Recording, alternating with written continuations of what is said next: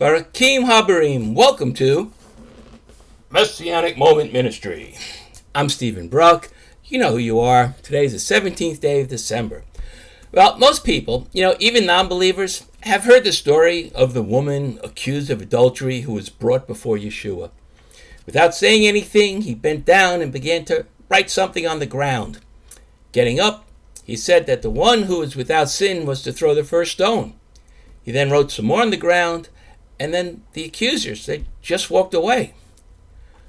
So, what did he write that caused the accusers to leave? Hey, time out. If you haven't done so, please subscribe here on YouTube, back on my website, messianicmoment.com. Also, like my Facebook page and join my Facebook group. It's called Just God's Word. By the way, if you like what you get here, you're going to love the books I've written. Really, there are 5 of them out there for you. Check them out. You can get to them by the links on the website or go to Amazon.com. Put Stephen R. Bruck in the search field and they all pop up. Oh, one last thing. Please make sure you share these messages with everyone you know to help this ministry keep growing. All right, well, first off, whether or not anyone had sinned was actually irrelevant because the Torah states the adulterer is being tried, not the accuser. What Yeshua said reminds us that no one is without sin, but still in all, it wasn't really relevant to the situation. I'm sorry. I'm sorry. I have to take a moment because I just remembered an old joke. All right, so this is it. So the adulteress is brought before Yeshua, and after writing in the sand, he gets up and says, "Let him who is without sin cast the first stone." Well, the men are all looking around at each other, and then suddenly from the midst of the crowd, a stone is flung, pop, hitting the woman in the head and knocking her down. Yeshua looks around, and as the crowd opens up to reveal the one who threw the stone, Yeshua says, "Gee, Ma, I'm trying to work here." I'm sorry, I love that joke. It's so funny. All right. Let's get serious again. All right. The Torah is strongly against adultery. First and foremost, it's a violation of the 7th commandment, duh. And that identifies it as a sin. But it doesn't tell us what the punishment is for the crime. That comes later. First in Leviticus 20:10, and again it's repeated in Deuteronomy 22:22. Now here's a very, very important fact. The Torah calls for both the woman and the man to be stoned to death. Okay, so here's the first sign Yeshua had that he was being set up. They only brought the woman, saying she was caught in the very act of adultery. But where was the man? I mean, it seems if she was caught in the act, red-handed, so to speak, then the man was certainly present at the scene of the crime. But they only brought her. So I believe that what Yeshua wrote the first time was the 9th commandment, which states no one should bear false witness. If these men brought only one of the guilty parties, they neglected to act correctly. And it's sort of like accusing someone of murder but not having the dead person's body to prove a murder was committed.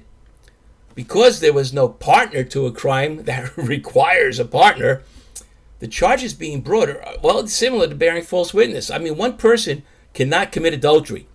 And without both parties there, it's a baseless charge. It's a false witness. Reminding them of that sin, it seems to me that might start them thinking, hey, wait a minute here. Are we sinning by doing this? Next, Yeshua continued to write, and after that, they all began to leave. So, what else did he write?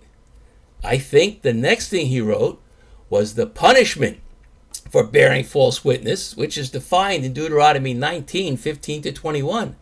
Essentially, it says that someone who brings false charges against another person is to receive the same punishment the accused was to receive. That had to get some of them thinking, oy vez mir, if you're guilty of bringing false witness, because we all know this is a setup, then we're going to get stoned to death. Of course, if this is what happened, it's not surprising that they all began to leave. I'm surprised they only wandered off and didn't run for their lives. Finally, why did Yeshua let the woman go with just a warning? Well, again, it's because the laws in the Torah regarding capital punishment state that no one is to be punished solely on the witness of a single person, and that especially in the case of a capital crime, which adultery was, there must be at least 2 or 3 witnesses. When all the accusers left, there were no witnesses. So Yeshua, being 100% Torah observant, 100% of the time, had to let her go. Well, that's what I think happened, especially considering that Yeshua wrote something twice, with just a little bit of time in between for the accusers to think about what they were doing. Again, I really don't think saying that the one without sin should throw the first stone had any significance here, because, well, as I said before, the Torah doesn't require a sinless person to make a charge. What I do think is that Yeshua said that to let the accusers know, hey, I'm on to you. I really believe I've been given an insight, actually, to what happened, answering a question that people have asked for centuries.